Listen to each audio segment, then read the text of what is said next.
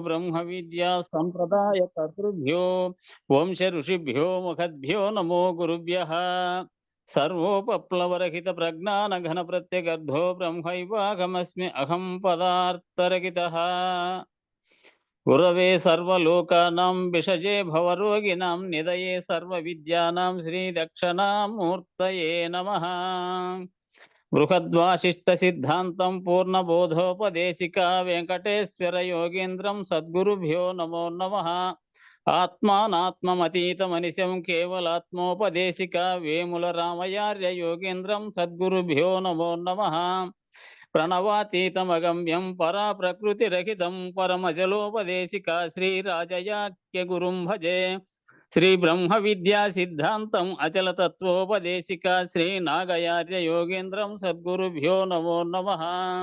ద్వయాత్మరహిత సిద్ధాంతం పరమ పురుష ప్రబోధక శ్రీ వివేకానంద సుబ్బయార్య సద్గురుభ్యో నమో నమః. క్షరాక్షరమతీతం చ అచల పూర్ణోపదేశిక పూర్ణానంద పుల్లయార్య సద్గురుభ్యో నమో నమః. అస్మద్గురు సమారంభం కృష్ణ సాందీప మధ్యమం ఓంకార పీఠ పర్యంతం వందే గురు పరంపరం.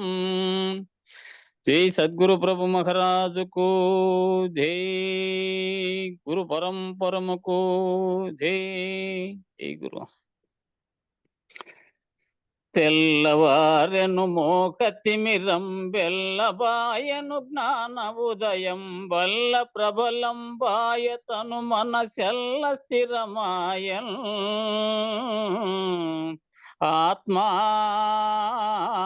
మేలుకోనవే మూడు గుణములు మునిగిపాయను ఏడు ధాతువులెనుకబట్టెను ఏడ ఏమియు లేకపాయను ఎరిగి మేల్కొనవే. ఆత్మా మేలుకోనవే అష్టతనువులు అడవి బట్టెను అష్టమదములు ఆమిక మనగెను కష్ట సుఖములు కాంక్షదీరెను ఘనత మేల్కొనవే.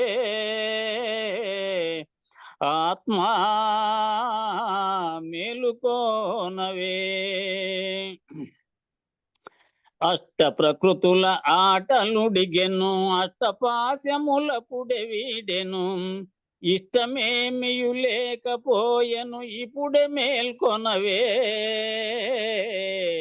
ఆత్మా మేలుకోనవే వాసనత్రయమెదలిపాయను ఈశనత్రయమిపుడే వీడెను విన్నదేమియు లేకపాయను వేగ మేల్కొనవే. ఆత్మా మేలుకోనవే సాగరంబులు సప్పుడుడిగెను వాద భేదము వదలిపాయను నాదమప్పుడే నశ్యమాయను నయమే మేల్కొనవే. ఆత్మా మేలుకోనవే మండలములని మమత మానెను కుండలిస్తలి కూలిపాయను పండు వెన్నెల భావమాయను పరగ మేల్కొనవే. ఆత్మా మేలుకోనవే మనసు బుద్ధియు మరలిపాయను మనసు బుద్ధియు మరల జనియను మానిపాయను జనన మరణము మమత ఏమియు లేకపాయను మరియు మేల్కొనవే. ఆత్మా మేలుకోనవే గురుడు శిష్యుండేకమాయను కులము గోత్రము లేకపాయను కుడి ఎడములు సమమే ఆయను గురు తెరుకయే బాయను. ఆత్మా మేలుకోనవే పరశురాముని సీతారాముల భజన నిత్యము చేయుటాయను బాగుగా శేషమ్మ భావము బయలులో లేదాయన్ ఆత్మా మేలుకోనవే. తెల్లవారెను మోక తిమిరం బెల్లబాయను జ్ఞాన ఉదయం బల్ల ప్రబలం బాయ తను మనసెల్ల స్థిరమాయ ఆత్మా మేలుకోనవే. జై సద్గురు ప్రభు మహారాజుకు జై, గురు పరంపరముకు జై. జై గురుదేవ్. జై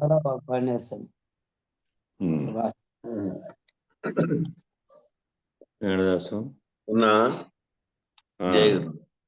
జై గురు. 76వ పేజీలో రెండో పారాగ్రాఫ్. ఎందుకని అంటే రాగద్వేషాలు లేవు కాబట్టి. అవును.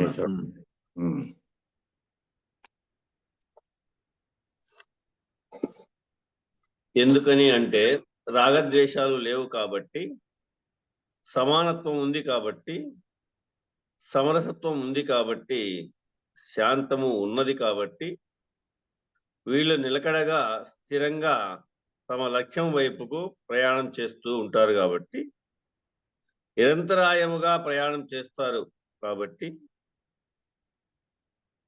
అవస్థాత్రయాన్ని దాటే ప్రయత్నంలో ఉంటారు కాబట్టి, తురియ లక్ష్యంలో ఉంటారు. వీళ్ళకి ఏ రకమైనటువంటి రాగద్వేషాలు ఉండవు. కనుకనే అటువంటి ధైర్యశాలి అయినటువంటి వాడు బుద్ధిమంతుడు, ధైర్యశాలి. ఏమిటికి ధైర్యం ఉండాలో మనకు నిన్న కూడా తెలియపరిచినారు. ఈరోజు కూడా ఆ విషయాన్ని, ధైర్యం అనేది ఎవరికి ఉండాలా, దేనికి ధైర్యం ఉండాలంటే రాగద్వేషాలు లేకోకుండా ఉండడానికి. సమానత్వం ఉంది అనే సమానత్వాన్ని పొందడానికి, సమరసత్వము కలిగి ఉండడానికి, శాంతము ఉండడానికి నీకు ధైర్యం కావాల్సింది. వీళ్ళు నిలకడగా స్థిరంగా ఉండేదానికి, తమ లక్ష్యము ఏదైతే ఉందో వాటిపైన ప్రయాణం చేయాల. ఏ లక్ష్యం చేతైతే గురుపాదం పట్టామో ఆ లక్ష్యాన్ని సాధించే వరకు మన ప్రయాణం ఉండాల. ఇది ఎట్లా ఉండాల? నిరంతరాయంగా ప్రయాణం చేస్తానే ఉండాలి. నిద్ర వచ్చే వరకు, నీవు వచ్చే వరకు, మధ్యందు గురువాక్యాన్ని మరవకోకుండా నిరంతరాయంగా ప్రయాణం చేస్తూ ఉండాలి. తైలధార ఒత్తుగా అవస్థత్రయాన్ని దాటే ప్రయత్నం చేయాలి. ఈ 3 అవస్థలను, జాగ్రత్త అవస్థ, స్వప్నావస్థ, తుర్యావస్థ, అవస్థత్రయాన్ని దాటేటువంటి ప్రయత్నం చేస్తూనే ఉండాలి. ఇక తురీయావస్థ, తురియా లక్ష్యం లేకి అవస్థత్రయాలను 3 దాటితే తుర్యావస్థ స్థితిలో ఉండాలి. ఏమి? నిలకడై, నిత్యమై, నిత్యమై, చెలించనిదై, నిరంతరాయంగా ఏకస్వరూపంగా కలిగి ఉండేటువంటి స్థితి తురియ లక్ష్యం అన్నమాట. ఇటువంటి వీళ్ళకైతే ఏ రకమైనటువంటి రాగద్వేషాలు ఉండవు అన్నమాట. రాగము అంటే కోరిక, ద్వేషం అంటే ద్వేషించుట. ఇవి 2 కూడా లేకోకుండా ఉంటారు. కావాలని కానీ వద్దని కానీ, ఇది ఏదైతే ఫలితమై వచ్చిందో వాటిని అనుభవించే రీతిగా ఉంటుంది. కనుకనే అటువంటి ధైర్యశాలి అయినటువంటి వాడు బుద్ధిమంతుడు, ధైర్యశాలి. జగత్తు యొక్క స్థితిని గ్రహించాలి. ఈ జగత్తు యొక్క స్థితిని గ్రహించాలి. జగత్తు యొక్క అశాశ్వతత్వాన్ని, అశాశ్వత తత్వమును, ఇది అశాశ్వత తత్వము అనేటువంటి విషయాన్ని, ఈ జగత్తు యొక్క స్థితిని గ్రహించాలి. జగత్తు యొక్క అశాశ్వతత్వంను, ఆత్మ యొక్క శాశ్వత తత్వాన్ని గ్రహించాలి.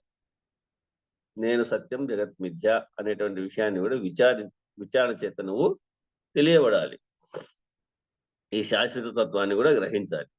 మనమందరము జగత్తులో వ్యవహరించేటప్పుడు జగత్తే సత్యముగా చూస్తూ ఉంటాం. మనం బాహ్యంగా 96 తత్వాలతో ఉన్నప్పుడు ఈ జగత్తంతా సత్యము అనేటువంటి వ్యవహరించేటువంటి ఈ జగత్తులో ఉండేటువంటి విషయమే సత్యమని భావన చెంది ఉంటాం. అంతే. గురుపాదం పట్టక మునుపు నిజస్థితి షోడశ యథార్థ తెలియక మునుపు, ద్రష్టాంతాలు తెలియక మునుపు ఇదంతా సత్యము నిజము అనేటువంటిదే ప్రయాణంలో ఉంటాం. మనమందరము కూడా జగత్తులో వ్యవహరించేటప్పుడు జగత్తే సత్యముగా చూస్తూ ఉంటాం. సత్యము అంటే అర్థమేమీ లేదాడ. సత్యం అంటే అర్థం ఏమీ లేదు. పరవ సత్యం, సత్వం, పరవసత్వం పొందడం. పరవసత్వం అంటే జగత్తును అనుభవించేటప్పుడు పరవశించి, పరవసత్వము అంటే ఏమి? జగత్తును అనుభవించేటప్పుడు పరవశించి అనుభవిస్తాడన్నమాట. జగత్తును అనుభవించేటప్పుడు పరవశించి అనుభవిస్తాడన్నమాట. అంటే అర్థం ఏమిటి? ఒక ఆవిడ కొత్త పట్టు చీర కట్టుకుందనుకోండి. ఒక ఆవిడ కొత్తది పట్టు చీర కట్టుకుందనుకోండి. ఆహా, ఆవిడకు ఇంద్రభోగం లభించినంత ఆనందం కలుగుతుంది. అంతే. ఇట్లా ఇట్లా అవి తుడుచుకుంటూ ఇది చూసుకుంటూ ఈ మడతలు ఆ మడతలు అన్ని చెక్ చేసుకుంటూ ఉంటుంది. ఆమెకు అదే వేరే పిచ్చి ఏం కనబడదు. ఆవిడకి ఇంద్రభోగం లభించినంత ఆనందం కలుగుతా ఉంది. ఆ ఒక్క క్షణము, 2 క్షణాలు, 3 క్షణాలు, 5 క్షణాలు ఎవరైనా ఇతరులు ఆహా, నీవు అద్భుతమైనటువంటి వస్త్రాలు కట్టుకున్నావని అంటే ఒక క్షణములో ఒక మాట ఏదన్నా ఇతరులు 2 క్షణాల్లో కానీ 3 క్షణాల్లో కానీ 5 క్షణాల్లో కానీ ఎవరైనా కానీ ఇతరులు ఆహా, నీవు అద్భుతమైనటువంటి వస్త్రాలు కట్టుకున్నావు అని అంటే ఐరావతం ఎక్కినంత ఆనందం పొందుతారు. చూడండి, మనం మధ్యలో పొందుతున్నామా లేదా? ఐరావతము ఎక్కినంత ఆనందం పొందుతారు. ఆ ప్రశంసాపూర్వకమైనటువంటి దృష్టిని, ఆ ప్రశంస, ఆయన చేసినటువంటి ప్రశంస ఆ క్షణములో, ఆ 2, 3, 4, 5 క్షణాల్లో ఆయన చేసినటువంటి ఆ ప్రశంస చూడండి ఎంతటి పైకి ఎక్కించిందో. ఐరావతము ఎక్కినంత ఆనందం పొందినారు కదా. ఆ ప్రశంసాపూర్వకమైనటువంటి దృష్టిని మనం కోరుతూ ఉంటామన్నమాట. అట్లా ఆ ప్రశంసాపూర్వకమైనటువంటి దృష్టిని మనము కోరుతూ ఉంటాం అన్నమాట. ఆ ప్రశంసాపూర్వకమైనటువంటి అనుభూతిని కోరుతూ ఉంటాం. అటువంటి ప్రశంస రావాలా అనేటువంటి అనుభూతిని కోరుతూ ఉంటాం ఎప్పుడు జగత్తులో వ్యవహరించేటప్పుడు అంతా కూడా. ఏమిటి ఆ ప్రశంసలో ఉన్న విశేషం ఏంటే అహం. ఏమిటప్ప ఆ ప్రశంసలో ఉన్నటువంటి విశేషము అంటే అది అహం పోషించబడతా ఉంది అక్కడ. మనం జగత్తులో వ్యవహరించేటప్పుడు ఆ అహం పోషిస్తా ఉంది. ఎప్పుడైనా గుర్తుపెట్టుకోవాలా, ఎవరికి వాళ్ళే ఎప్పుడైనా కానీ గుర్తుపెట్టుకోవాలా. తెగిడితే పొగుడుతాడు, తెగిడితే పొగుడుతాడు, పొగిడితే తెగుడుతాడు. ఈ 2 లక్షణాలు ఒక్కచోటే ఉంటాయి చూసి. ఈ 2 లక్షణాలు ఒకచోటే ఉంటాయి. పొగిడిన నోటితోనే మరలా ఒక్క క్షణములో తెగుడుతాడు. అంటే ఖండిస్తాడన్నమాట. తెగుడుట అంటే తెగేయడం, ఖండించడం.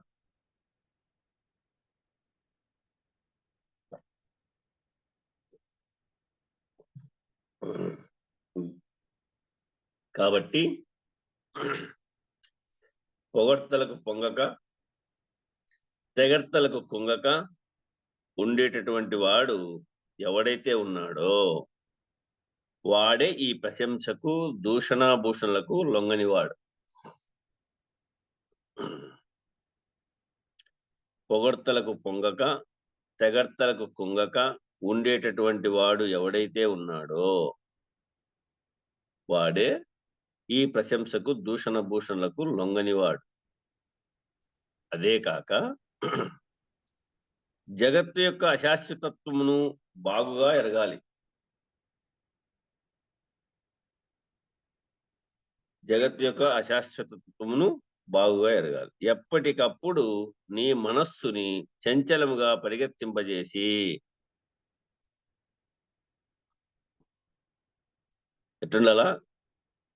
పొగడ్తలకు పొంగకోకుండా తెగడ్తలకు కుంగకోకుండా ఉండేటటువంటి వాడు ఎవడైతే ఉంటాడో వాడే ఈ ప్రశంసకు దూషణ భూషణలకు లొంగనివాడు. అదేగాక జగత్తు యొక్క అశాశ్వత తత్వము, ఆ అశాశ్వత తత్వాన్ని బాగుగా ఎరగాల. అంటే ఈ ఎరుక యొక్క విచారణ బాగా విచారించి చూస్తే దాని ఉనికి దానికే తెలియని స్థితికి చేరుకుంటుంది. విచారిస్తే ఏమైతుంది? దాని యొక్క మూలాన్ని విచారించుకుంటా పోతే దాని ఉనికి దానికే తెలియకుండా పోతుంది. అట్లా జగత్తు యొక్క అశాశ్వతత్వాన్ని బాగుగా ఎరగాలి. ఎప్పటికప్పుడు నీ మనస్సుని చంచలముగా పరిగెత్తింపజేసి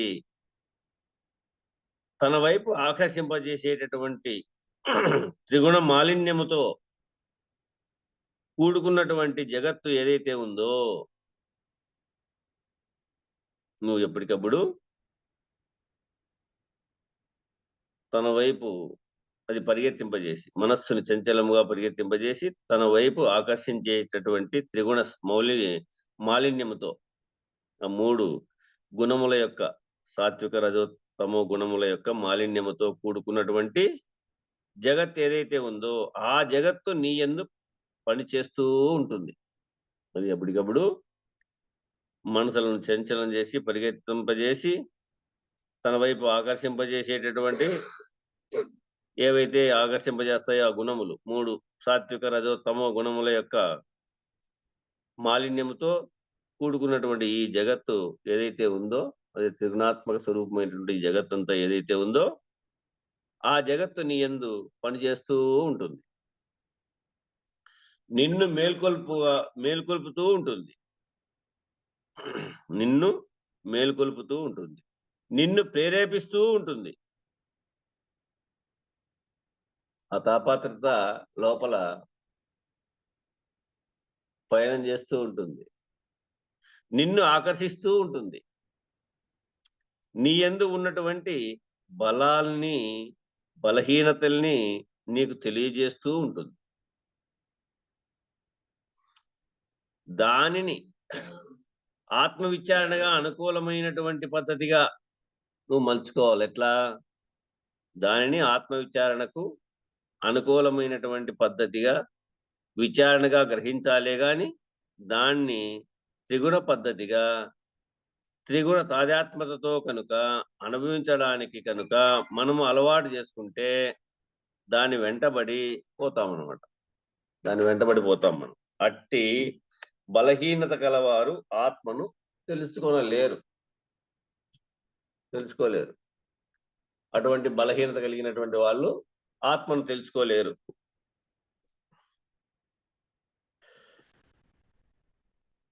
నా యమాత్మ బలహీనేన లభ్యతే. ఇక్కడ ఒక శృతి ప్రమాణం చెప్పాడు. నా యమాత్మ బలహీనేన లభ్యతే అంటే ఈ జగత్తే శాశ్వతము, ఈ జగత్తు ఎప్పటికీ ఉంటుంది, నేను పుట్టక ముందు నుంచి ఈ జగత్తు ఉంది, నేను పోయినాక కూడా ఈ జగత్తు ఉంటుంది, కాబట్టి జగత్తు శాశ్వతము అని నీ జన్మ మరణాల మధ్యలో కనుక నీవు చూచుకున్నట్లయితే జగత్తు శాశ్వత లక్షణముతోనే తోచినట్టుగా కనబడతానే ఉంటుంది. అంతే. నీ మదిలో ఈ జగత్తే శాశ్వతము, ఈ జగత్ ఎప్పటికీ ఉంటుంది, నేను పుట్టక ముందు నుంచి ఈ జగత్తు ఉంది, నేను పోయినాక కూడా ఈ జగత్తు ఉంటుంది, కాబట్టి ఈ జగత్తు శాశ్వతము అని నీ జనన మరణాల మధ్యలో గనక నీవు చూసుకున్నట్లయితేనా ఈ జగత్తు శాశ్వత లక్షణంతోనే తోచినట్లుగా ఉంటుంది. అంటే సాపేక్ష పద్ధతిగా చూసినప్పుడు ఈ జగత్తు శాశ్వతముగా నీకంటే ముందు నుంచి ఉన్నదిగా, నీ తర్వాత కూడా ఉంటున్నదిగా కనబడుతున్నప్పటికీ జగత్తు పరిణామశీలమైనటువంటిది. ఈ జగత్తు పరిణామశీలమైనటువంటిది, నిరంతరాయంగా మార్పు చెందుతూ ఉన్నటువంటిది. ఇది నిరంతరంగా మార్పు చెందుతా ఉంది. అస్థిరమైనటువంటిది, అశాశ్వతమైనటువంటిది, చంచలమైనటువంటిది ఈ జగత్తు. చూడు, గుర్తించుకో. నువ్వు గుర్తించాల్సిందేమి? ఉన్న పరిపూర్ణాన్ని గుర్తించాల. నువ్వు రాక మునుపు నుంచి ఉంది, వాటిని గుర్తించాల. నువ్వు పోయిన తర్వాత కూడా ఉంది, నువ్వు వచ్చినప్పుడు ఉంది, నువ్వు పోయిన తర్వాత కూడా ఉంది. ఆ విషయాన్ని నీవు గురుముఖత గ్రహించేటువంటి ఆ పూర్ణత్వాన్ని నువ్వు అట్లా తెలియబడాల. ఇదైతే ఏమైతుందంటే ఇది అశాశ్వతమైనటువంటిది, ఇది పరిణామశీలమైనటువంటిది, నిరంతరాయంగా మార్పు చెందుతూ ఉండేటువంటిది.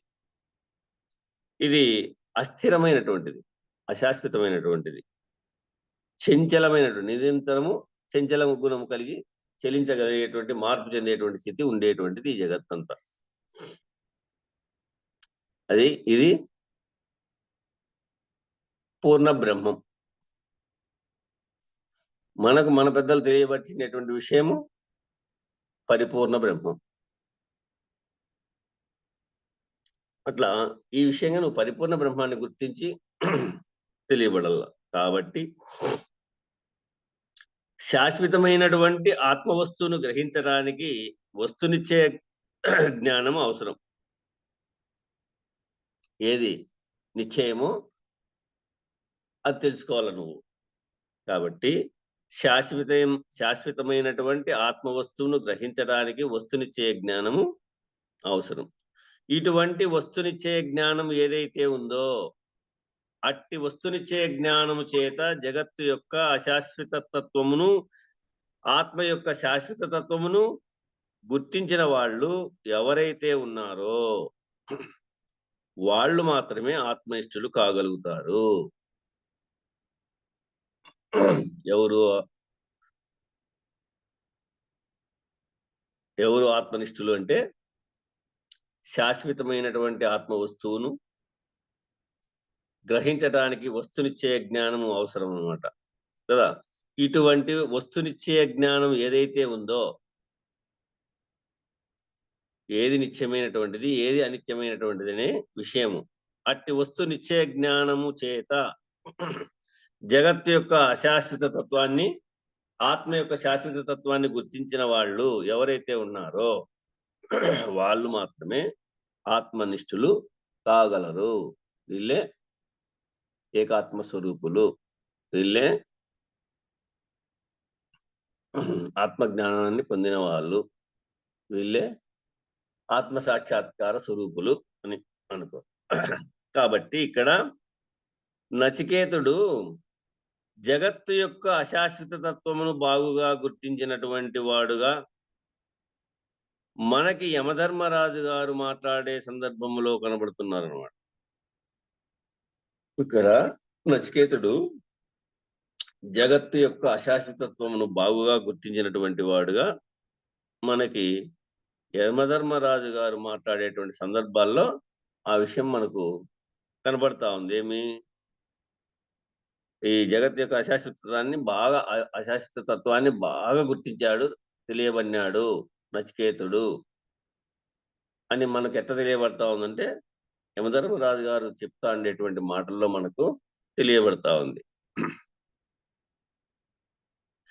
సాత్విక కర్మల ప్రభావము చేత కలిగేటటువంటి పుణ్య వశము చేత,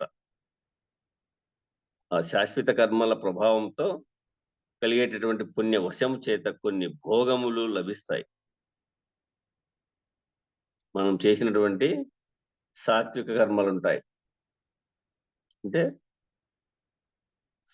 సత్వగుణ ప్రధానం చేత కలిగినటువంటివి. అటువంటి సాత్విక కర్మల ప్రభావం చేత కలిగేటటువంటి పుణ్య వశము చేత కొన్ని భోగములు లభిస్తాయి సూక్ష్మ శరీరానికి. అట్లా స్థూల శరీరానికి కూడా క్రతువుల వలన కలిగేటి ఫలము ఎంతటి సుఖవంతమైనదైనను అనేక రకాలైనటువంటి క్రతువులు చేస్తూ ఉంటాం మానవులం. అట్లా సుఖవంతమైనటువంటి క్రతువులుగా స్థూల శరీరంతో అనుభవిస్తూ చేస్తూ ఉంటాం. ఆయా క్రతువులు దానము, ధర్మము, యజ్ఞము, తీర్థయాత్ర, సాత్విక కర్మాచరణ ఇవన్నీ కూడా పుణ్య ఫలములు అన్నమాట.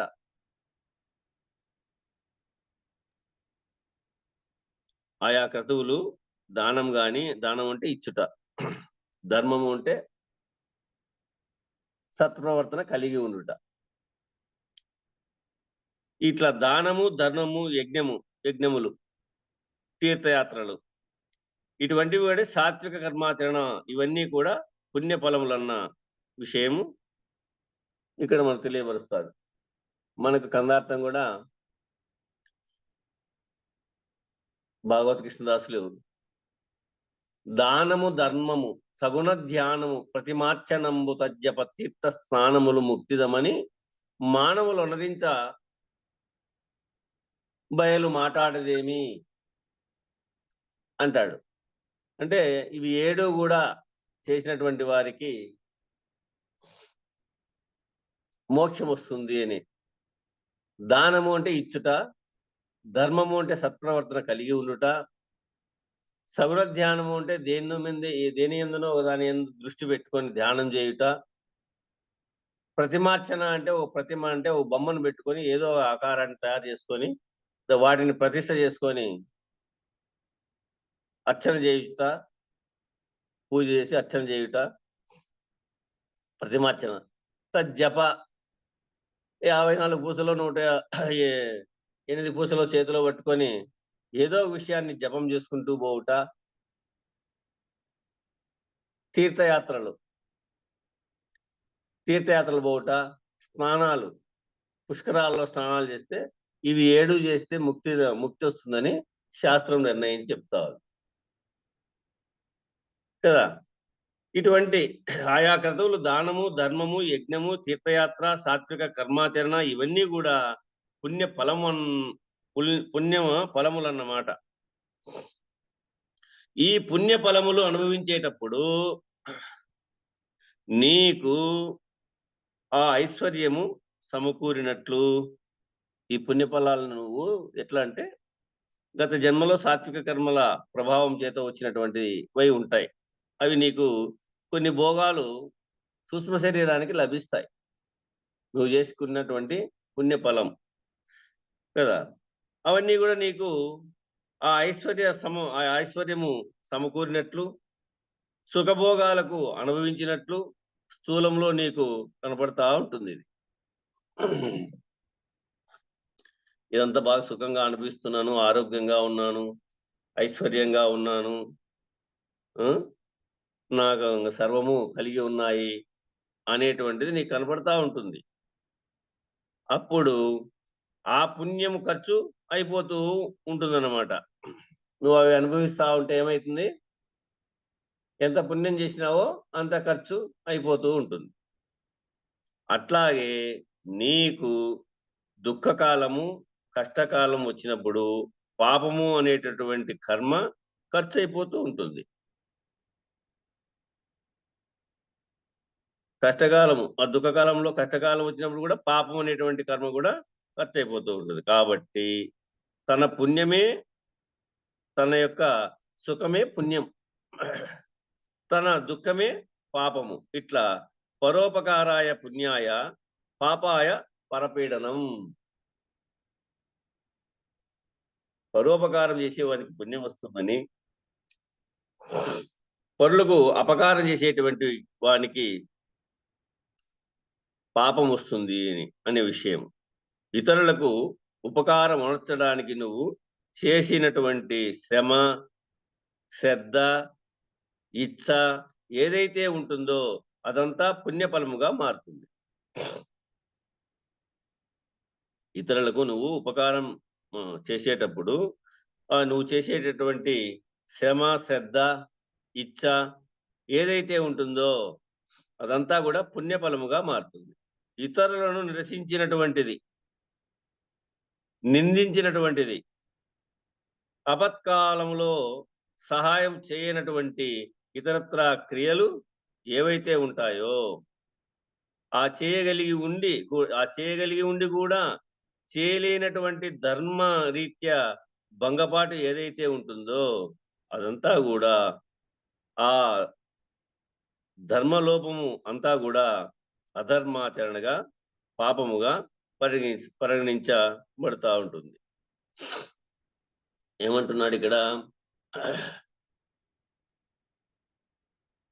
అపత్కాలంలో ఎవరైతే ఆపదలో ఉంటారో వారు ఒక సహాయం కోరి అడిగినారనుకోండి, అది నీ చేతనేది కూడా తప్పించుకునేటువంటి మాట చెప్తా ఉంటాం. అపత్కాలంలో సహాయం చేయనటువంటి ఇతరత్రా క్రియలు ఏవైతే ఉంటాయో ఆ చేయగలిగి ఉండి కూడా చేయలేనటువంటి ధర్మరీత్యా భంగపాటు ఏదైతే ఉంటుందో ఆ తప్పించుకునేటువంటి భంగపాటుగా చెప్తాం. అదంతా కూడా ఆ ధర్మలోపము అంతా కూడా అధర్మాచరణగా, పాపముగా పరిగణించబడుతుంది. ప్రకృతి దాన్ని ఫలాన్ని నీకు ఏదో కష్ట రూపంలో అందించేస్తుంది అన్నమాట.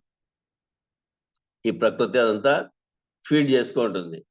ఫీడ్ చేసుకొని దాని ఫలాన్ని నీకు ఏదో కష్ట రూపంలో అందించేస్తుంది అనమాట. ఆ రకముగా రెండూ ఖర్చు అయిపోతూనే ఉంటాయి. నువ్వు చేసినటువంటి పుణ్యము, నువ్వు చేసినటువంటి పాపము ఏదో ఒక రకంగా ఖర్చు అవుతా ఉంటుంది. ఇప్పుడు చేసిన అప్పుడే ఈ జన్మలో చూపించింది చూడప్ప, వాడు చేసిన పని అప్పుడే చూపించింది తప్ప కళ్ళ ముందు నేను అనుకుంటా ఉంటాం మామూలు లోకంలో. కానీ సాధకుడు ఎలా ఉండాలయ్యా అంటే ఈ పుణ్యపాపములను రెండింటినీ సాక్షిగా చూడగలిగేటటువంటి స్థితిలోకి ఎదగల. రెండు వస్తాయి. ఎంతటి గొప్పవారికైనా ఈ రెండు వస్తాయి. ఆపద వస్తుంది, సుఖము చేతికి లేక వచ్చింది కదా అని విరవీగితే, చేతిలేక వచ్చింది కదా, ఈ కుర్చీ నాదే కదా అని విరవీగితే అది ఓనాటికి కుండుబడి ఇరిగిపోతుంది, శాశ్వతంగా ఏమి ఉండదు. అని అంటే ఈ పుణ్య పాపములను రెండింటినీ సాక్షిగా చూడగలిగేటటువంటి స్థితిలోకి ఎదగాలను. అలా ఎదిగిన వాడు మాత్రమే ద్వంద్వాతీతుడు, రెండింటికి అతీతుడు. సుఖదుఖాలకు, పుణ్యపాపములకు, రాత్రి పగలకు, జ్ఞానాజ్ఞానములు అనేటువంటి వీటన్నిటికీ అతీతముగా ఉండేటటువంటి సాక్షిత్వ చైతన్య స్థితిలోకి మానవుడు ఎదగాల. దేనికి? ద్వంద్వాతీతుడుగా సుఖదుఖాలకు కానీ, పుణ్యపాపములకు కానీ, రాత్రి పగలకు కానీ, జ్ఞాన అజ్ఞానములకు కానీ, ఇవన్నీ ద్వంద్వం అనేటువంటి వీటి అన్నిటికీ కూడా అతీతంగా ఉండేటటువంటి సాక్షిత్వ చైతన్య స్థితిలోకి మానవుడు ఎదగాలి. ఇది ఏది నేను కాదు, నాది కాదు, అంతా గురు స్వరూపమే. ఇది నడిచేదంతా. సుఖము గాని ఆ గురువుదే, దుఃఖం గాని ఆ గురువుదే, ఆ ఉన్నత స్థానము ఆ గురువుదే. సర్వం గురు స్వరూపం.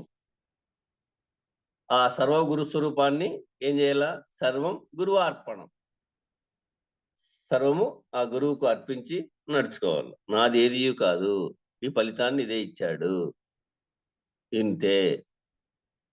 ఇంతే పొందపరిచాడు అనే రకంగా సర్వము నేను చేశాను, నాది అనేటువంటి భావన చెందుకోకుండా ఉండడం. ఇవి ఈ ద్వంద్వభావానికి ద్వంద్వాతీతంగా ఉండాల. ఈ ద్వైభావాలకు రెండింటికి కూడా అతీతంగా ఉండాల. దేనికి ఇక్కడ సూచించేటటువంటి కొన్ని, లేకపోతే ఇంకా అనేకం ఉన్నాయి. సుఖదుఖాలకు, పుణ్యపాపములకు, రాత్రి పగలకు, జ్ఞానాజ్ఞానములు అనేటువంటి వీటికన్నిటికీ కూడా అతీతంగా ఉండేటువంటి సాక్షిత్వ చైతన్య స్థితిలోకి మానవుడు ఎదగల. అలా ఎదగాలి అంటే ఎట్లా ఎదుగుతావు? క్రతువుల వలన కలిగేటటువంటి ఇహమందు రాజ్యాధిపత్యము, పరమందు హిరణ్య గర్భ పదవి, ఈ రెండు చాలా ముఖ్యమైనటువంటివి. ఇహంలో ఏమో రాజ్యాధిపత్యము, పరమలో ఏమో హిరణ్య గర్భ పదవి. ఈ రెండు చాలా ముఖ్యమైనటువంటివి. ఈ జన్మలో ఈ శరీరంతో ఏదైనా సరే, ఈ జన్మలో ఈ శరీరంతో ఏదైనా సరే అధికారాన్ని, ఆధిపత్యాన్ని పొందాలనుకుంటారు. మీ ఇళ్లలో మీ మాటే చెల్లుతూ ఉంటుందనుకోండి, దాని అర్థం ఏమిటి అంటే అది కూడా ఒక అధికారమే, నా మాటే నెగ్గించుకోవడం. అప్పుడు పుణ్యఫలము ఖర్చు అయిపోతూ ఉంటుంది.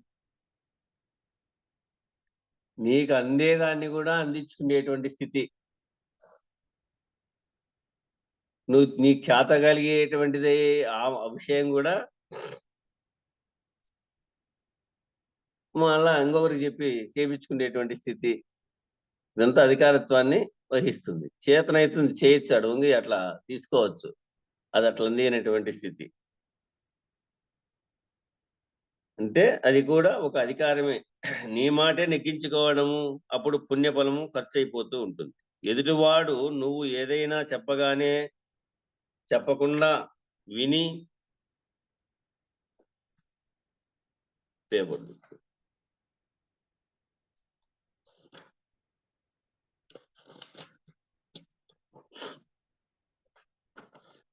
ఎదుటివాడు నువ్వు ఏదైనా చెప్పగానే చెప్పినది విని ఆచరిస్తున్నాడు అనుకో, నీ మాటను ఔదల దాలుస్తున్నాడంటే మదిలో వింటా ఉన్నాడు, చెప్పింది వింటా ఉన్నాడు.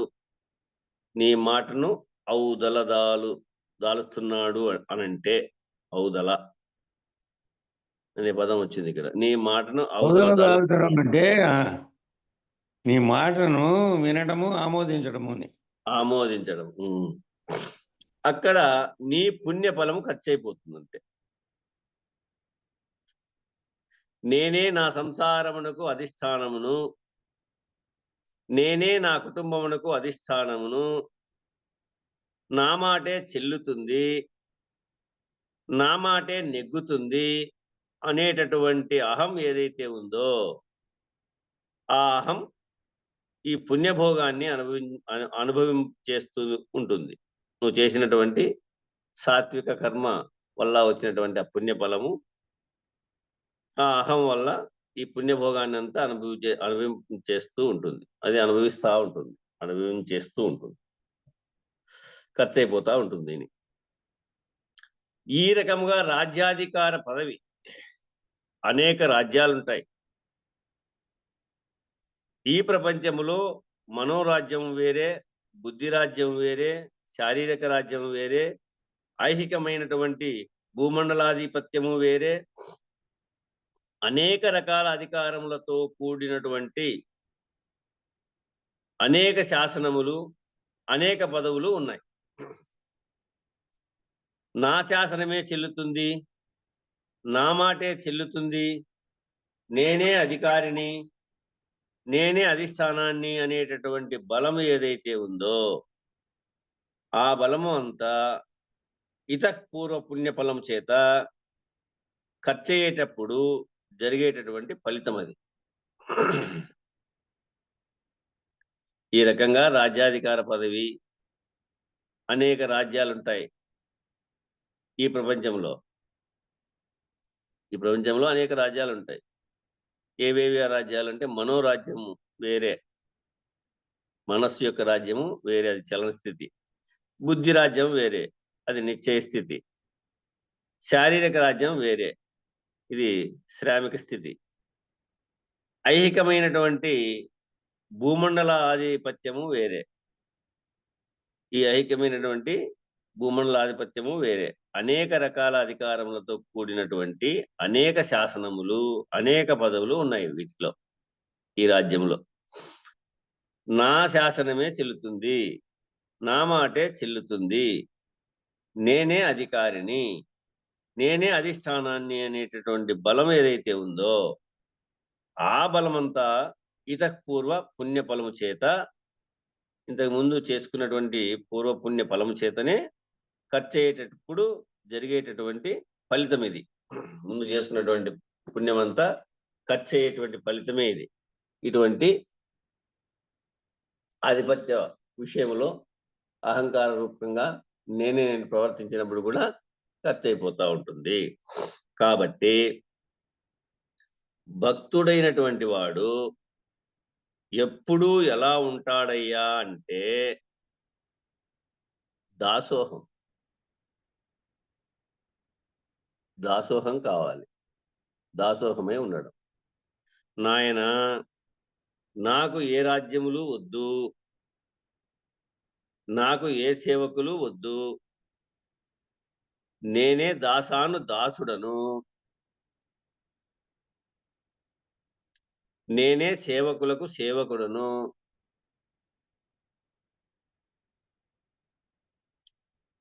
నాకు సేవకులు అవసరం లేదు,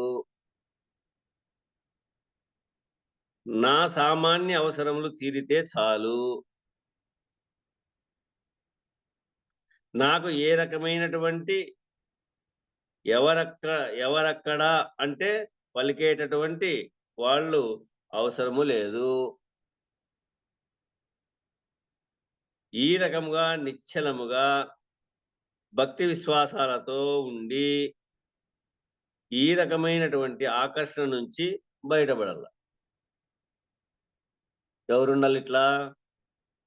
భక్తుడైనటువంటి వారు ఎప్పుడు ఇలాగ ఉండాల.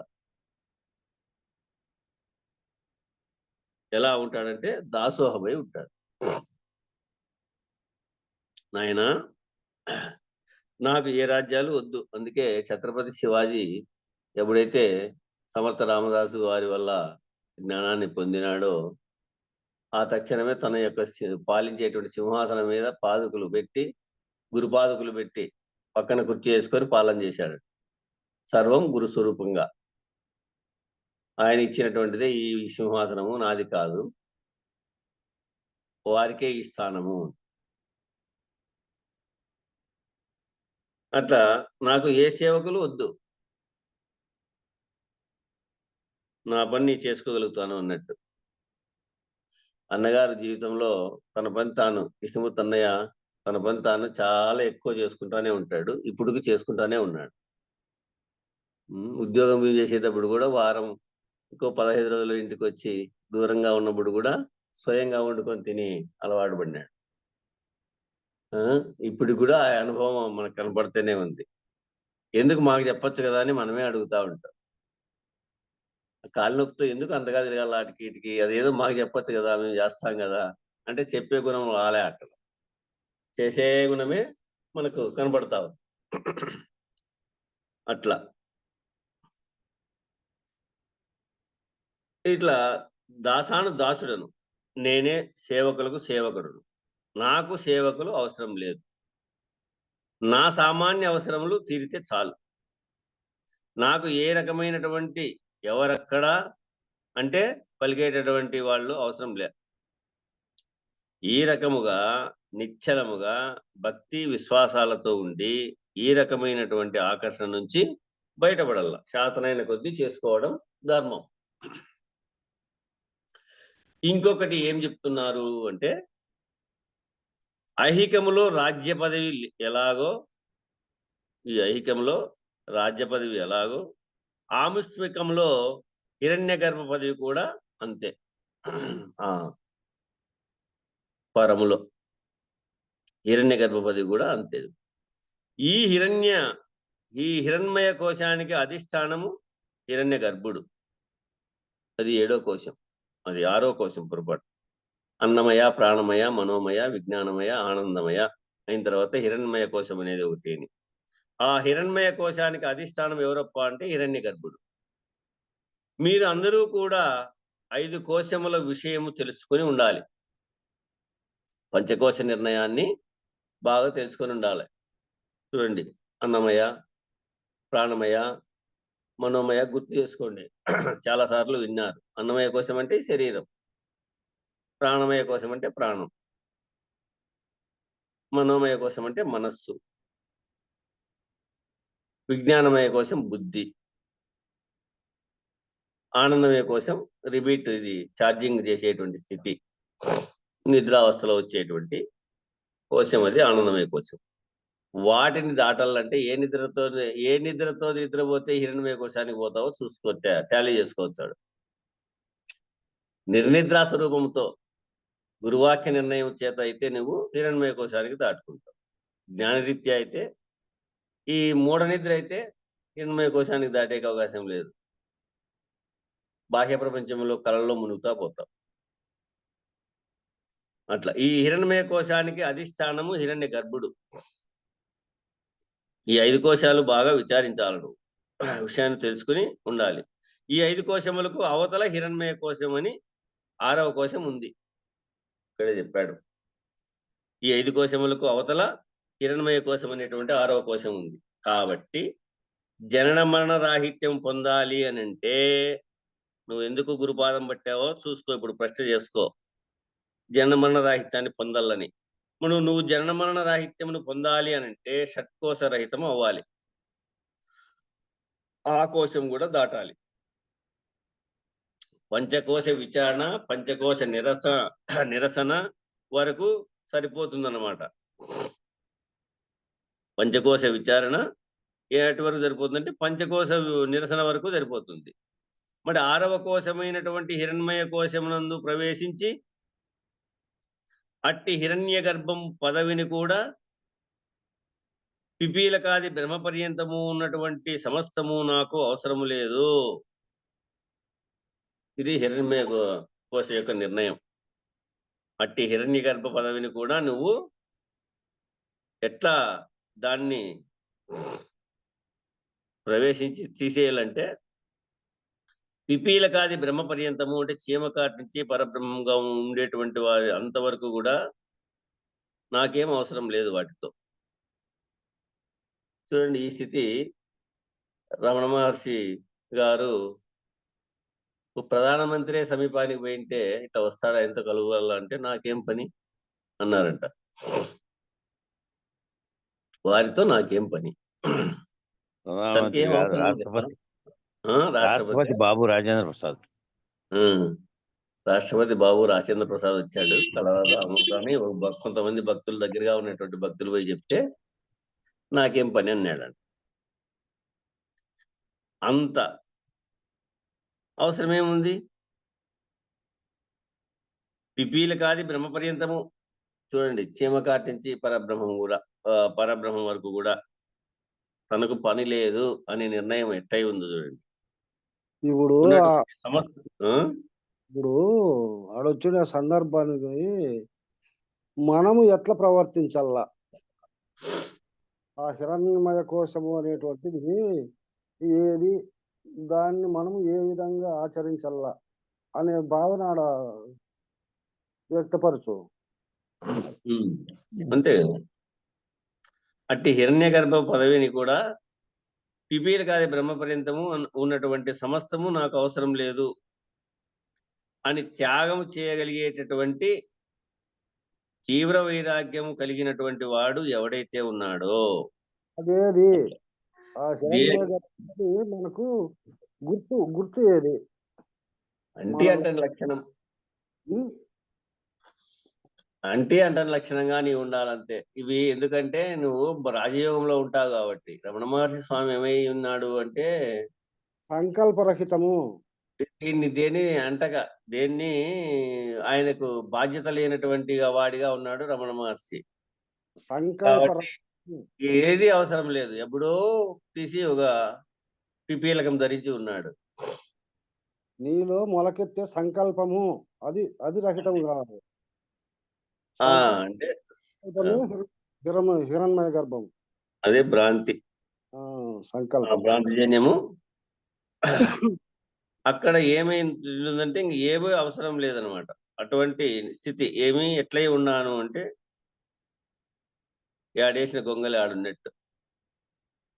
అట్లా అని త్యాగం చేయగలిగేటటువంటి తీవ్ర వైరాగ్యం కలిగినటువంటి వాడు ఎవడైతే ఉన్నాడో వాడు మాత్రమే మోక్షమునకు అర్హుడు. ఈ రకమైనటువంటి సత్యాన్ని ఇక్కడ పునరుద్ఘాటిస్తున్నారు ఎవరు? యమధర్మరాజు. ఈ రకమైనటువంటి సత్యాన్ని ఇక్కడ మళ్ళీ ఇంకోసారి కూడా చెప్తా ఉన్నాడు. ఇవి అశాశ్వతమని ఎరిగి తోసిపుచ్చాలి. ఇప్పుడు స్వామి చెప్పినట్టు సంకల్పంలో కోరిక పైన ప్రయాణాలు లేకోకుండా. హలో హలో స్వామి చెప్పండి. స్వామి కోశాలు నిరూపణ కాలేదు కదా. ఇప్పుడు వాచ్యార్థం కాడి చెప్పుకుంటూ పోతా ఉండదు. కోశాలు ఇప్పుడు హిరణ్యమయ కోశం అంటే ఏది, అది నీలో గమనించాలి కదా నువ్వు. దాన్ని నిరూపణ కావాలి. అది కాకోకుండా ఏమి కాదు, మాటల వరకే ఉంటుంది. అంతే. ఇది వాచా రీత్యా ఉంటుంది. నీవు చాలా సార్లు నీకు కోశ నిర్ణయము, పంచకోశ నిర్ణయము తెలియపరిచారు, గుర్తు చేశాం. పంచకోశాలంటే ఏవో గుర్తు చేశాం. వాటిని నిరసన చేసుకునే విధానము చాలా సార్లు విన్నారు. తర్వాత ఇప్పుడు నిరూపణ చేయాలంటే హిరణ్యమయ కోశం గురించి చెప్పాను కదా. ఎప్పుడు నీవు నిద్రించేటప్పుడు ఆనందమయ కోశంలో, ఆనందమయ కోశం నుంచినే దాటాల నువ్వు. ఆనందమయ కోశం ఎక్కడ పనిచేస్తుంది అంటే నిద్రావస్థలో పనిచేస్తా ఉంది. ఆ నిద్రావస్థలో పనిచేసినప్పుడు ఏ నిద్రపోతే నువ్వు హిరణ్యమయ కోశానికి దాటుకుంటావో గుర్తించుకో అని మెలకు చేసినా కదా, గుర్తించిన. ఆ హిరణ్యమయ కోశంలో, ఆనందమయ కోశంలో ఉన్నప్పుడు ఈ మూఢ నిద్ర, గాఢ నిద్రతో అయితే నువ్వు ఎక్కడైతే బాహ్య ప్రపంచంలో ఉన్నటువంటి నీ మధ్యలో మెదిలేటటువంటి నీ సంకల్పంలో మెదిలేటువంటి దాని ఎందుకు దాటుకొని పోతావు. నువ్వు ఇక్కడ నిర్నిద్ర చేయాల. ఎట్టి నిద్రగాని నిద్ర అంటే గురువు చెప్పినటువంటి వాక్యం పైన గురి కలిగి ఉండేటువంటి నిద్రలో నువ్వు ఉంటే అది మనసును వదిలిపెట్టాల్సిందే. ఆ మూఢ నిద్ర మనసును వదిలిపెడుతుంది, ప్రాణాన్ని వదిలిపెట్టేసి ఉంటుంది, మనసు దూరమై ఉంటుంది.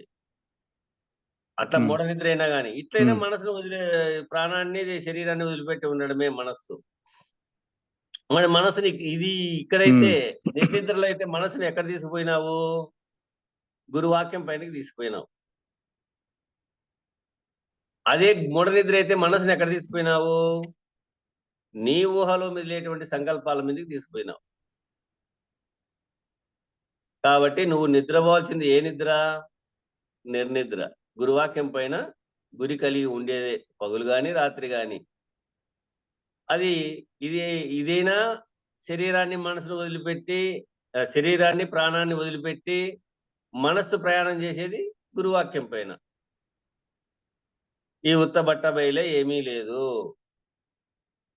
అనే నిర్ణయం పైన నీవు రాక మునుపు, నీవు ఉన్న ఇప్పుడు, నువ్వు పోయిన తర్వాత స్వతసిద్ధమై ఏదైతే ఉందో దాని యందు నీకు గురి కలిగిచ్చాడు గురువు. ఆ గురి యందు గురి కలిగి ఉండడం, అది అప్పుడు ఏమైందాడా? హిరణ్మయ కోశమే. ఇంకా అదే ఆడ హిరణ్మయ కోశమై ఉంది. ఆ హిరణ్మయ కోశంలో నువ్వు దేనిపైన కూడా ప్రభావం చూపుకోకుండా, నీ మనసు సంకల్పించుకోకుండా నిలకడే ఉంటే కుదురుతుంది. ఇంకా 5 పంచకోశాల నిర్ణయమా, అది కూడా సూటిగా చెప్పాను ఇక్కడ ఈ కాలాన్ని బట్టి. పంచకోశ నిర్ణయం వచ్చి అన్నమయం అంటే ఏమి? ఈ శరీరం. అన్నంతో తయారై తినేటువంటిది శరీరం. అన్నం, తల్లిదండ్రులు అన్నం తిన్నారు. తల్లి గర్భం ముందు ప్రతిఫలించేది కూడా అన్నసత్తా చేతనే. తర్వాత తల్లి అన్నం తినే ఆ గర్భాన్ని పెంచింది. తర్వాత గర్భం నుంచి బయలుదేరి వెడలిన తర్వాత కూడా ఆ తల్లి అన్నం తినే పాలిచ్చి ఈ శరీరాన్ని పెంచింది. మళ్ళీ కొంతకాలానికి రాకొట్రో పాలో అవో ఇవో పిచ్చి సన్న ముద్ద పెట్టి అన్నమే పెట్టి పెంచి ఈ శరీరాన్ని పెంచింది. ఏదైనా ఆహారం చేతనే. అన్నం అంటే ఆహారం. కొంతమంది చపాతీలు తింటారు, కొంతమంది అన్నం తిని బతుకుతారు, కొంతమంది పళ్ళు పొలాలు తిని ఈ శరీరాన్ని తయారు చేసేది. ఇది అన్నమయ కోశం శరీరము. కోశం అనగా సంచి. ఈ సంచిలో మనోమయ కోశం ఉంది, ఇంకో సంచి ఉంది దూరుకొని. ఈ మనోమయ కోశం, ఈ మనస్సు అనేటువంటి కోశాన్ని నీ ఆధీనంలో పెట్టుకోవాలా. జ్ఞాత అనేటువంటి గురు స్వరూపం ఉంది కదా నీలో, దాని ఆధీనంలో పెట్టుకోవాలా. మనస్సు పరిపరి విధాలుగా పరుగులు తీస్తూ ఉంటుంది అనే చంచల గుణం కలిగి చెలించి ఉంటుంది కాబట్టి ఆ మనస్సు నీ ఆధీనంలో పెట్టుకోవడం. ఆ మనోమన కోసం జయించాలంటే దాన్ని నీ ఆధీనంలో కట్టేసుకొని పెట్టుకోవడం. మనసు బుద్ధి కూడా నిశ్చయింపజేస్తుంది. ఎట్లంటే అట్లా నిశ్చయింపజేసుకుంటే కుదరదు. ఏది మంచి ఏది చెడు దాన్ని నిశ్చయింపజేసుకోవాలా. దేన్ని నిశ్చయింపజేసుకుంటావు? మంచిని నిశ్చయింపజేసుకోవాలా జ్ఞాని. ఆ కోసం దాటుకోవాలా. నిశ్చయ స్థితి ఎట్లా ఉండాలంటే ఉపయోగపడేటువంటి స్థితిగా ఉండాల. ఎంతవరకు చెప్పాడు? నాకు నా శరీరానికి ఎంత అవసరమో అంతే. ఆయన కదా కౌపీనం ధరించినట్టు ఆ శరీరానికి అది రాంత చాలనుకున్నాడు. ఆ విధంగా నీ యొక్క బుద్ధి ఆస్థితిగా పోవాల. విజ్ఞానంగా విశదీకరంగా తెలియబడేటువంటి స్వరూపమే విజ్ఞానం. ప్రజ్ఞాన, సుజ్ఞాన, విజ్ఞాన. ఆ విజ్ఞాన స్వరూపాన్ని నువ్వు దేనిపైన ప్రలోభ పెట్టాలా అంటే గురు జ్ఞానం పైనే ప్రలోభ పెట్టి విజ్ఞాన స్వరూపుని కావాలి. అక్కడ ఇది ప్రయత్నం చేసి రాసినటువంటి వారు, ఈయనకు జతగట్టినటువంటి వారు విజ్ఞాన స్వరూపే విద్యాసాగర్ గారికి ఈ విశేష వాక్య రాశారు. వీళ్ళిద్దరూ ప్రయత్నం చేసి గురుముఖత విన్నటువంటి విషయాన్ని ఇంకా కొంచెం బుద్ధిమంతులైనటువంటి వాళ్ళు కాబట్టి దీన్ని తయారు చేశారు. మనం ఏం చేస్తున్నాము? ఇంకో ఎకరా ఉన్న దాన్ని ఇంకో ఎకరాగా చేస్తే బాగుంటుంది. నా వెనకటి వాళ్ళకు కూడా ఓ ఎకరా ఉంది, మా నాయన నాకు ఒక ఎకరా ఇచ్చినాడు, దాన్ని ఇంకో ఎకరా చేసి పెడదాము. ఇది మన బుద్ధి. చూడు, వీళ్ళకేం బుద్ధి కలిగింది? వచ్చేటువంటి సంపదను కూడా త్యాగం చేసి దానికి రిజైన్ చేసి ఇంత ప్రయత్నాలు చేసి, ఇదే విజ్ఞానం అందరికీ ఉపయోగపడే విధిగా. ఆనందమయ కోశమా నిద్రావస్థలో వచ్చేది ఇంతవరకు చెప్పాం. అది ఈ 4 కోశాలకు ఛార్జింగ్ చేస్తుంది.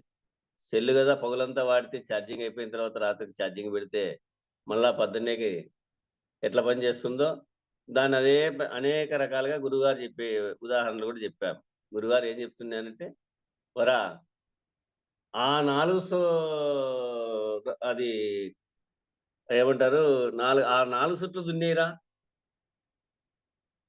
ఆ దున్నేరా అక్కడ మళ్ళా పద్దనికి మళ్ళా కాడెత్తుకు రావాలా, గిల్లిమెత్తకు రావాలా, నువ్వు రావాలా, ఇదంతా ఏంటి కానీ అయిపోతే అక్కడ దున్నేరా అంటే నా చేత కాదయ్యా, నేను దున్నలేను, నాకు శరీరమే సహకరించలేదు అంటే 4 కోశాలు అప్పటికి పని చేయలే.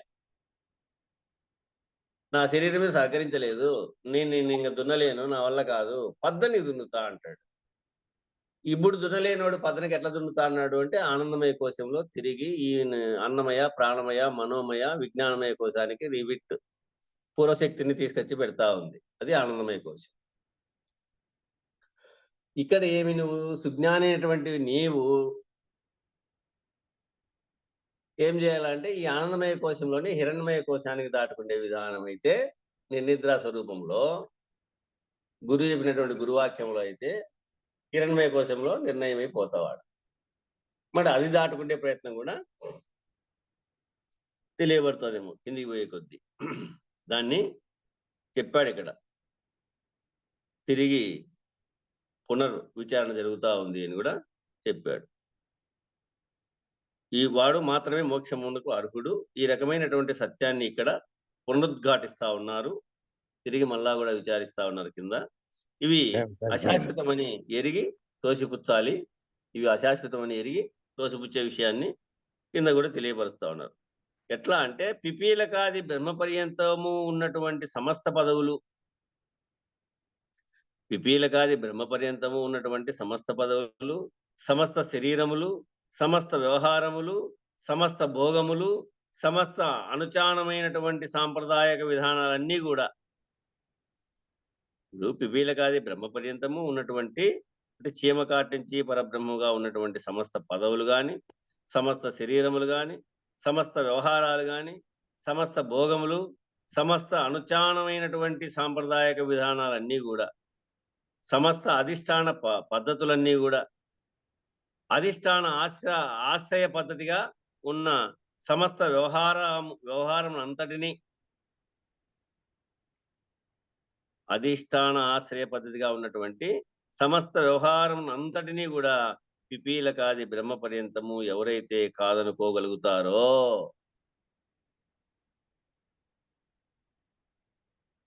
పిపీలకాది బ్రహ్మ పర్యంతము ఎవరైతే కాదనుకోగలుగుతారో, నిరసించగలుగుతారో, తనకు అవసరము లేనివిగా గుర్తిస్తారో, ఇవన్నీ కూడా నాకు అవసరం లేదనేటువంటిగా ఎవరైతే గుర్తిస్తారో, అశాశ్వతముగా గుర్తిస్తారో, పరిగణించేవిగా గుర్తిస్తారో, నిరంతరాయముగా చలనశీలమై ఉన్నట్లుగా వీటిని గుర్తించగలుగుతారో,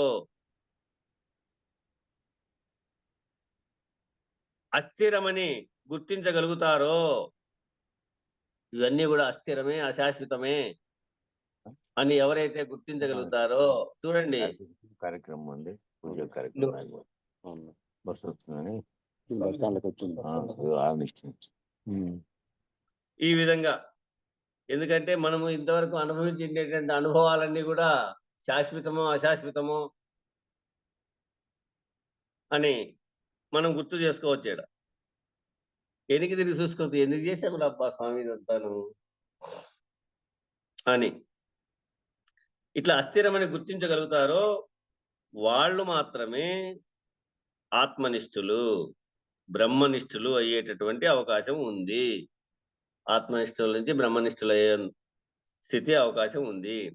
పరబ్రహ్మ నిర్ణయాన్ని పొందే అవకాశం ఉంది. వాళ్ళు మాత్రమే మోక్షలక్ష్మిని లేక ముక్తికాంతను వరించేటటువంటి అవకాశం ఉంది. వాళ్ళు మాత్రమే ఆ మోక్షలక్ష్మిని లేక ముక్తికాంతను వరించేటటువంటి అవకాశం ఉంది. వాళ్ళు మాత్రమే జీవన్ముక్తులై విదేహముక్తులయ్యేటటువంటి అవకాశం ఉంది. ఇది మనకు జీవన్ముక్తి ప్రకాశం కూడా అందించింది, విదేహముక్తి స్థితిని. అట్లా జీవన్ముక్తులై విదేహముక్తులయ్యేటటువంటి అవకాశం ఉంది. వీటికి కాలం సరిపోయింది. బలో శ్రీ సద్గురు మహారాజుకి జై. జై శ్రీ వెంకటాంబ సమేత శ్రీ పూర్ణానంద పులయారులకు జై. జై శ్రీ ఇందుగల గురుభక్త మండలికి జై. జై గురు. మంగళం చెప్పండి.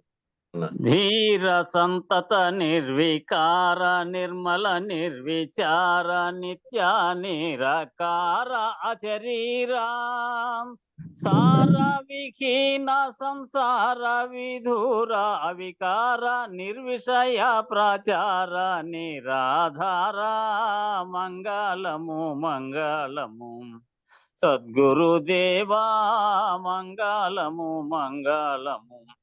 పుట్టి గిట్టకయున్న ఎట్టి ద్వయరహితం వైనట్టి ద్వాదశి వస్తు గుట్టు దయబుట్టి అట్టే శిరమున చెయ్యి పెట్టి జన్మము కాడ ముట్ట ఎరుకను వీడగొట్టిన ప్రభురాయా మంగళము మంగళము సద్గురుదేవా మంగళము మంగళము. కాలకాలము నొక్క లీల నిలచియుండి చాలా కల ఎరుకకు అవలయ్యే వేళ మూలము లేక గుర్తెరిగే శరీరమే కాలము లేదని కీలు తెలిపిన స్వామి మంగళము మంగళము సద్గురుదేవా మంగళము మంగళము.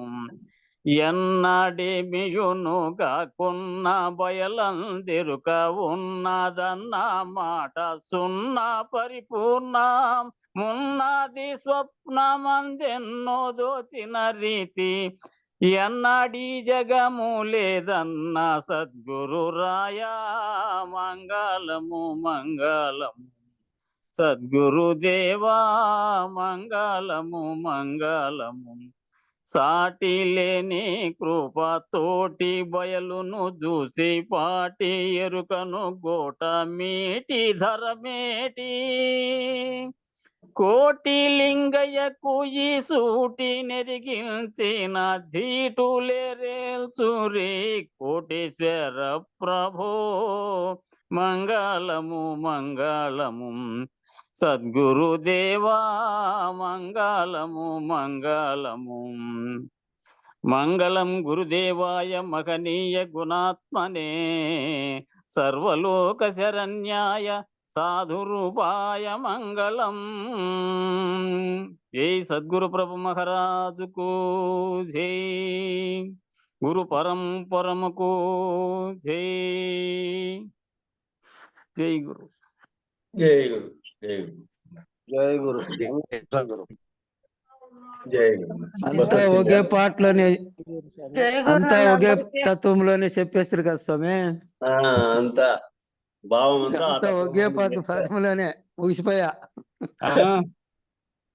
ఒకే పద్యంలోనే చెప్పేస్తే చెప్పింది అంతా ఒకే పాటలోనే అంతా మన సాంప్రదాయంలో ఉన్నటువంటి తత్వ